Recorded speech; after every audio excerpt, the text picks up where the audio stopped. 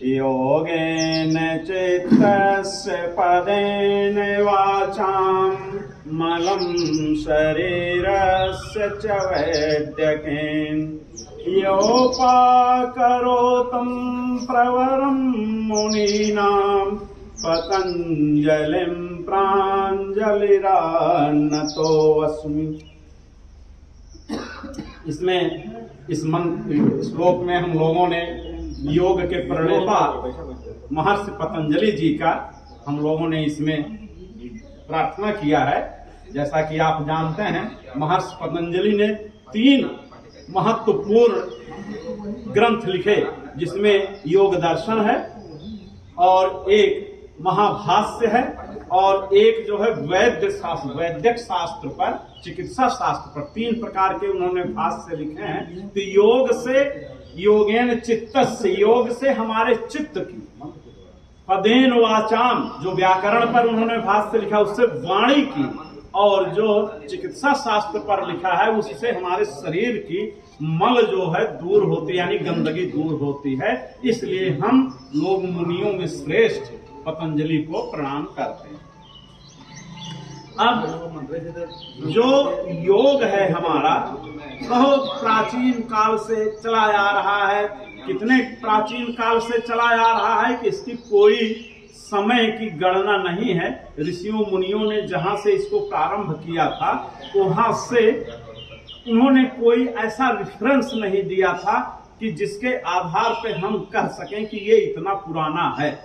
फिर भी 1,99 करोड़ से ऊपर जब प्रथम बार सृष्टि की उत्पत्ति हुई थी तो भगवान हिरण्यगर्भ ने मत्स्येंद्रनाथ को बताया था आके इधर, और उससे पहले भी जब कई मनवंतर बीत चुके थे तो भगवान कृष्ण ने बताया था हिरण्यगर्भ को। फिर भगवान कृष्ण से पहले भगवान शंकर ने बताया था हिरण्यगर्भ को। इस प्रकार से इसकी एक परंपरा चली आ रही है। लेकिन वर्तमान परिस्थितियों में जिस प्रकार से मोड़ करके, तोड़ करके और सब स्थितियों में इसको प्रकट किया गया है, वह जो है भिन्न भिन्न प्रकार के स्तरों से गुजरता हुआ हम लोगों के सामने आया है। जैसा हम लोग अपने शरीर को, अपने मन को, अपनी आत्मा को देखते हैं आज के हिसाब से, उस समय ऋषियों मुनियों ने अलग ढंग से देखा। अब जैसे सामान्य स्थिति में हमने कल एक पोस्ट कहानी भेजी थी कक्षा 10 के ग्रुप में, तो उसको आप लोगों ने पढ़ा होगा तो देखा होगा चोरी के माध्यम से कैसे वो एक लड़का जो है चोरी सीखना चाहता था अपने पिताजी से। पिताजी उसके बहुत बड़े चोर थे, चोरों के हेड थे।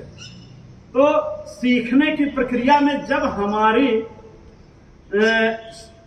बुद्धि, जो बुद्धि तर्क वितर्क में हमें उलझा देती है, जब ये समाप्त हो जाती है तभी हम लोग सीख पाते हैं कोई चीज, क्योंकि हर जगह पे ये जो है बंधन का कारण बन जाती है।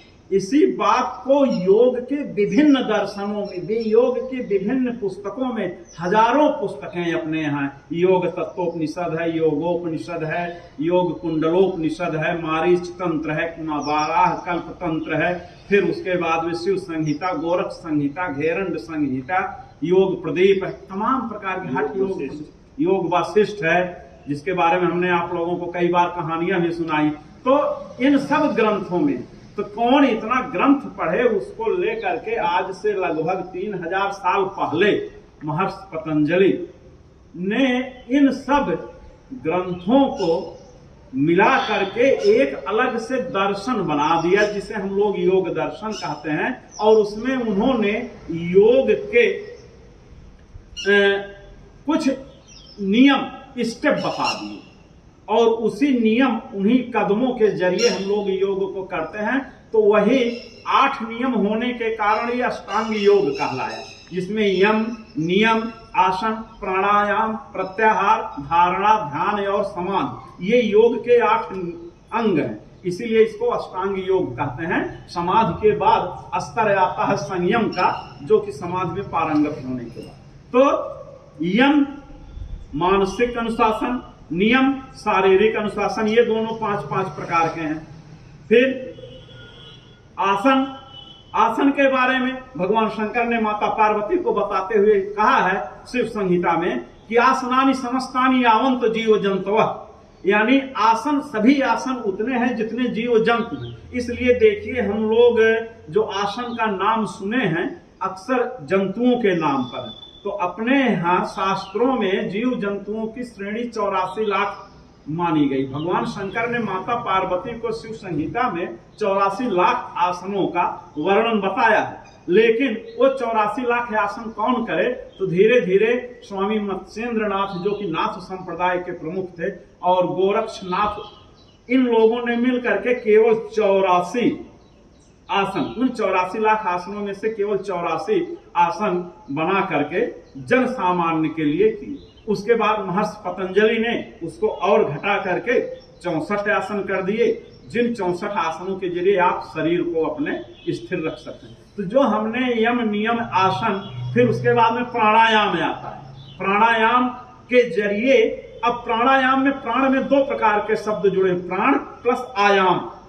आयाम भौतिक विज्ञान के अनुसार जो आयाम होता है कोई गति करने वाली वस्तु अपनी स्थिति, मध्यमान स्थिति के इधर उधर जितना अधिक दूर जाती है वही उसका आयाम कहलाता है। तो प्राण हमारा शरीर में कहां तक, कितनी दूरी तक आ जा रहा है वो प्राणायाम कहलाता। उसी के जरिए, उसी पर हम नियंत्रण करके प्राण, अब प्राण क्या चीज बेटा, इस पे हम दर्शन अगर बोलेंगे हम लोग तो काफी टाइम हो जाएगा, उसके लिए अलग से यूट्यूब पे चैनल पे है।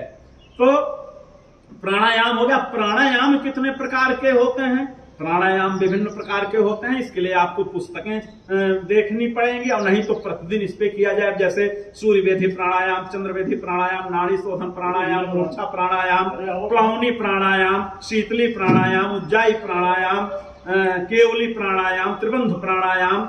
इस प्रकार से महर्षि लीला शाह हुए थे जिन्होंने 128 प्रकार के प्राणायामों का वर्णन किया था। तो प्राणायाम के जरिए हम लोगों के शरीर में जो ऊर्जा होती है, प्राण ऊर्जा, प्राण एक्चुअली ऊर्जा है, इसी ऊर्जा पे नियंत्रण करने को ही प्राणायाम कहा जाता है। तो हमारे शरीर में जो ऊर्जा है वह किस प्रकार कितना गति करती है, ये प्राणायाम कहलाता है।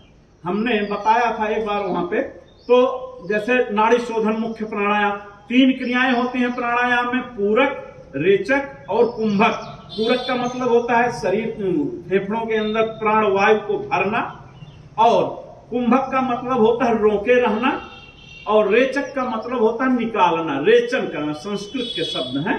तो इसमें होता क्या है कि जब हम हवा को भरते हैं अंदर, तो प्रयास अभ्यास के प्रारंभ में हमें नाड़ी शोधन, नाड़ियां जो हमारी हैं 72,000 के आसपास शरीर में, इनके शोधन के लिए ये आवश्यक है। पहले इसमें जो स्थूल द्रव्य भरा हुआ बड़ा बड़ा, जैसे आपके यहाँ नाली, घर की सीवेज नाली जाम हो गई है, तो आप क्या करते हैं, शुरू में पानी डालते हैं, नहीं जाता है, लेकिन उसमें पानी से मजबूत चीज जैसे कोई राड डाल करके आप आगे पीछे करते हैं, तब पानी डालते हैं, तो थोड़ी देर के बाद में नाली का प्रवाह जो है शुरू हो जाता है। ठीक ऐसे ही हमारी नाड़ियों में जो भरा हुआ है स्थूल पदार्थ, तो नाड़ी शोधन जितनी देर में आप पूरक कर रहे हैं, जितने समय में, उसके 4 गुना समय में प्राण को, प्राणवायु के अंदर रोकना है।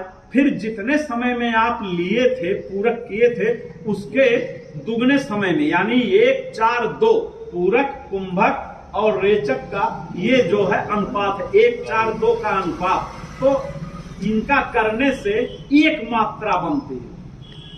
शास्त्रों में लिखा है कि जैसे हम बैठ गए ऐसे पद्मासन में, तो 1, 2, 3, 4, ये जो है एक मात्रा हुआ, तो इतना बजाने में 1, 2, 3, 4, इतनी देर में आप अगर सांस को अंदर भर ले रहे हैं तो इसका 4 गुना, 1, 2, 3, 4, 5, 6, 7, 8, 9, 10, 11, 12, 13, 14, 15, 16, इतनी देर तक आप सांस को अंदर रोके रहिए।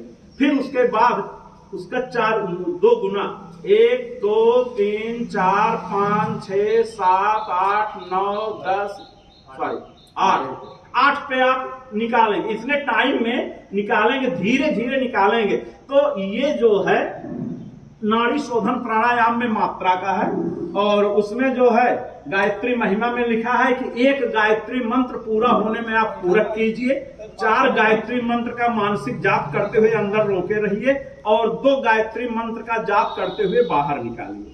तो इस प्रकार से आपका प्राणायाम 12 मात्रा का प्राणायाम, यानी 12 मात्रा का पूरक, 12 चौका 48 मात्रा तक रोकना, और 12 दूनी 24 मात्रा में बाहर निकालना। ये इस 12 मात्रा का प्राणायाम जो है सिद्ध कर देता है। प्राणायाम के बाद कौन सी है? प्राणायाम ध्यान धारणा हो जाती है। फिर 12 धारणा के बाद में ध्यान की स्थिति बनती है, फिर 12 ध्यान के बाद में जाकर के समाधि की स्थिति बनती है। प्राणायाम के बाद प्रत्याहार है, हम भूल गए। प्रत्याहार 12 प्राणायाम से 1 प्रत्याहार, फिर 12 प्रत्याहार से जाकर के आपका 1 धारणा, फिर 12 धारणा से 1 ध्यान, फिर 12 ध्यान से 1 समाधि की स्थिति बनती है। उसके आगे तो फिर हम लोग देवत्व को प्राप्त कर लेते हैं। ये बौद्धिकता है हम लोगों की। अब इसका क्रियात्मक पक्ष है, हम लोगों को इस पे प्रतिदिन प्रैक्टिकल करते रहना चाहिए। जितना हम लोग यहाँ पे केवल किए हैं, इतना ही रोज अगर करते रहें तो निरातंके निरालंबे निराहारे निरामये योगी योग विधानेन परिब्रह्मणे लीयते। आपके पास कितने न हो जाते हैं? निरातंक, आप निरातंक हो जाते हैं। निरालंब यानी किसी भी प्रकार के आलंबन की आवश्यकता नहीं होती है। निरामय यानी निरोगी हो जाते हैं। और निराहार यानी आपको आहार की आवश्यकता नहीं होती है, क्योंकि आपका प्रत्याहार जो है वो सिद्ध हो चुका होता है। बस धन्यवाद।